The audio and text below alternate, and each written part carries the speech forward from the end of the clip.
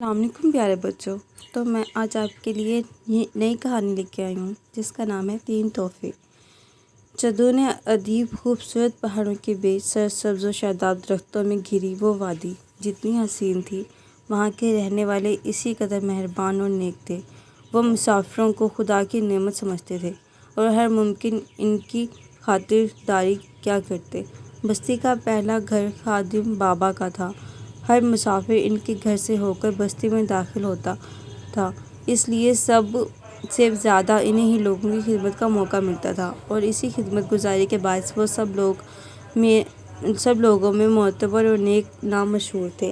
ایک مرتبہ انہوں نے ایک درویش بزرگ کی خدمت کی تو بزرگ نے انہیں 3 عجیب و غریب صفات کی حامل چیزیں دیں جو خادم بابا نے سنبھال کر رکھی تھیں، اور پھر ایک دن جب انہوں نے محسوس کیا کہ ان کا آخری وقت نزدیک آ چکا ہے تو انہوں نے اپنے اکلوتے بیٹے کو بلایا اور نصیحت کرنے کے بعد بولے، بیٹا، یہ دنیا عارضی ہے، ہر جاندار کو آخر ختم ہونا ہے، میرا وقت بھی شاید قریب آ چکا ہے، پھر تم اس دنیا میں اکیلے رہ جاؤ گے، تم یہ علاقہ چھوڑ کر مغرب کی طرف ہجرت کر جانا، نئی دنیا دیکھنا، علم حاصل کرنا، سفر بے ذات خود علم کا ذریعہ ہے، تم اس سے بہت کچھ سیکھو گے، پھر جب سمجھ لو کہ تم لوگوں کی خدمت کر سکتے ہو تو واپس آ جانا اور یہاں رہ کر اپنے علم و ہنر سے لوگوں کو فائدہ پہنچانا۔ اتنا کہہ کر بوڑھے خادم بابا سے صندوق کھولا، ایک ٹوپی، تسبیح اور انگوٹھی نکالی اور اپنے بیٹے محمود کو دیتے ہوئے بولے،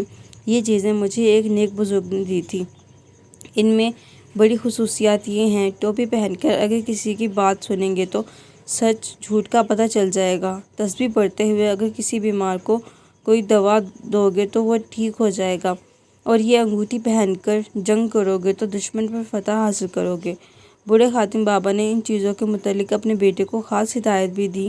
چند روز بعد خادم بابا چل بسے۔ محمود نے باپ کی آخری رسومات ادا کیں اور باپ کی نصیحت کے مطابق نئی دنیا کی سیر کو نکل پڑا۔ کئی دن کی مسافت کے بعد وہ ایک شہر میں پہنچا جہاں کی رونق اور چہل پہل دیکھ کر ان کی آنکھیں کھلی کی کھلی رہ گئیں۔ اس نے سوچا کہ یہیں رہ کر علم حاصل کرنا چاہیے، اس کے پاس معقول رقم موجود تھی۔ اس نے ایک سرائے میں قیام کیا اور کئی دن تک شہر کی سیر کرتا رہا۔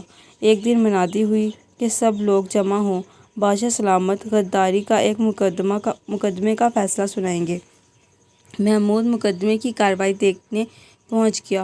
وزیر اعظم پر الزام تھا کہ اس نے بادشاہ کے خلاف سازش تیار کی ہے کہ اسے تخت سے اتار کر خود حکومت سنبھال لے۔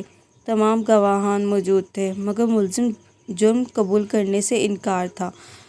قاضی نے مقدمے کی تفصیل سے بادشاہ کو آگاہ کیا۔ بادشاہ نے آخری مرتبہ دریافت کیا کہ اگر وزیر اعظم تسلیم کر لیں تو ان کی معافی پر غور کیا جائے، مگر وزیر اعظم نے جرم ماننے سے انکار کر دیا اور کہا کہ اسے بے گناہ پھنسایا گیا ہے۔ بادشاہ غصے میں فیصلہ سنانے والا تھا کہ محمود اٹھ کھڑا ہوا۔ وہ شاہی آداب بجا لایا اور اجازت لے کر بادشاہ کو تجویز دی کہ وہ اسے مقدمے کا فیصلہ سنانے سے پہلے اس کی دی ہوئی ٹوپی پہن لیں اور دوبارہ مقدمے کو دیکھ لیں۔ بادشاہ نے محمود کو پردیسی جان کر اس کی بات مان لی، اور جیسے ہی ٹوپی پہنی ایک غیبی آواز سے اسے پتہ چل گیا کہ گواہان جھوٹے ہیں اور وزیر اعظم اس کا وفادار ہے۔ بادشاہ نے سختی دکھائی تو جھوٹے گواہوں نے اقرار کر لیا کہ سپہ سالار کے اشارے پر وہ یہ کام کر رہے ہیں۔ دوسرے ہی لمحے سب کچھ بدل گیا۔ بادشاہ نے وزیر اعظم کو فوری طور پر رہا کرنے کا حکم دیا اور سپہ سالار سمیت تمام ملزمان کو گرفتار کیا۔ بادشاہ نے محمود کو تخلیے میں طلب کیا اور اس حیرت انگیز ٹوپی کے بارے میں دریافت کیا۔ محمود نے ساری بات بتا دی اور بادشاہ سے کہا کہ وہ یہ ٹوپی رکھ لے۔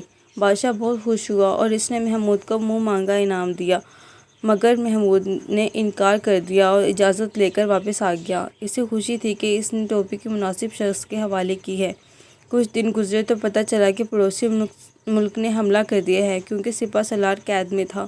جب کوئی اچھا سپہ سالار میسر نہیں، ایسے میں تو دشمن ملک نے سوچا کہ موقع اچھا ہے۔ بادشاہ نے منادی کرا دی کہ ملک پر حملہ ہو گیا ہے، سب لوگ اپنے اپنے حصے کا فرض ادا کریں۔ محمود کو یہ جان کر خوشی ہوئی کہ بادشاہ خود فوج کی قیادت کرے گا۔ محمود بادشاہ سے ملا اور اسے انگوٹھی دے کر اس کی خصوصیات سے آگاہ کیا۔ بادشاہ بہت خوش ہوا۔ میدان جنگ میں انگوٹھی سے نظر آنے والی ایسی شعاعیں نکلتی تھیں جن سے دشمن کے سپاہی وقتی طور پر اندھے ہو جاتے تھے۔ بادشاہ نے جگری سے مقابلہ کیا، فوج نے بھی دلیری سے لڑ کر دشمن ملک کو شکست دے دی۔ اب بادشاہ محمود کا گرویدہ ہو چکا تھا۔ اس نے محمود کو طلب کیا مگر پتہ چلا کہ وہ کسی کو بتائے بغیر کہیں چلا گیا ہے۔ حکم دیا مگر وہ نہ ملا۔ محمود یہ سوچ کر وہاں سے روانہ ہو گیا کہ اب بادشاہ اس پر خصوصی عنایت کرے گا، اور وہ یہ نہیں چاہتا کہ کئی دن کی مسافت کے بعد وہ پڑوسی ملک میں پہنچ گیا۔ پتہ چلا کہ اس ملک کا بادشاہ جنگ میں زخمی ہو گیا تھا اور حکیموں نے اسے لا علاج قرار دیا تھا۔ محمود دربار میں پہنچا اور بڑے حکیم سے ملا۔ اسے اپنی تسبیح دے کر کہا کہ تسبیح پر اللہ کا نام پڑھ کر وہ بادشاہ کا علاج کرے۔ پھر محمود کی توقع کے مطابق بادشاہ تندرست ہونا شروع ہو گیا۔ حکیم نیک انسان تھا، اس نے بادشاہ کو ساری بات سچائی کے ساتھ بتا دی۔ بادشاہ نے محمود کو بلایا اور کہا کہ وہ طلب کرے، اسے کیا چاہیے؟ محمود نے ہاتھ باندھ کر ادب و احترام سے کہا، اے بادشاہ، خدا آپ کا مرتبہ بلند کرے۔ جنگ کسی مسئلے کا حل نہیں۔ آپ نے جس ملک کے خلاف جنگ لڑی ہے، میرا تعلق اسی ملک سے ہے، مگر میری ہمدردی دونوں ملکوں کے تمام فوجیوں سے ہے جو جنگ میں مارے جاتے ہیں، اور ان کی بیوی بچے ساری زندگی اس کا غم مناتے ہیں۔ ان کی زندگیاں تباہ ہو جاتی ہیں۔ میری خواہش یہ ہے کہ آپ جنگ نہ کریں بلکہ دوستی کے ذریعے اپنے جائز مقاصد پورے کریں۔ بادشاہ کی سمجھ میں محمود کی بات آ چکی تھی۔ اس نے اصرار کر کے محمود کو چند قیمتی تحائف لینے پر مجبور کیا اور اپنے دشمن ملک کے بادشاہ کے نام صلح اور دوستی کا خط لکھا اور اپنے بیٹے کے لیے شہزادی کا رشتہ طلب کیا۔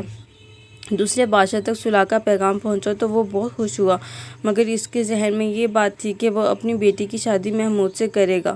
اسی دوران محمود بھی پہلے والے بادشاہ کے دربار میں پہنچ گیا۔ اس نے بادشاہ کو سمجھایا کہ وہ شہزادی کی شادی شہزادے سے کر دے تاکہ ہم پلہ رشتہ بھی طے ہو جائے اور برسوں کی ناراضی رشتہ داری میں بدل جائے۔ محمود کے مشورے پر بادشاہ نے رضامندی ظاہر کر دی اور وہ دونوں ملک عوام نے چین کا سانس لیا اور دونوں اطراف خوشی کی شادیاں آنے بجنے لگے۔ محمود اپنے گاؤں لوٹ آیا جہاں اس کی شہرت اس سے بھی پہلے پہنچ چکی تھی۔ بادشاہ نے اطراف کے کئی گاؤں محمود کے نام کر دیے اور وہ اپنے باپ کے نقش قدم پر چلتا ہوا لوگوں کی خدمت کرنے لگا۔ تو کیسی لگی آپ کو بچوں میری کہانی؟ امید ہے اچھی لگی ہوگی۔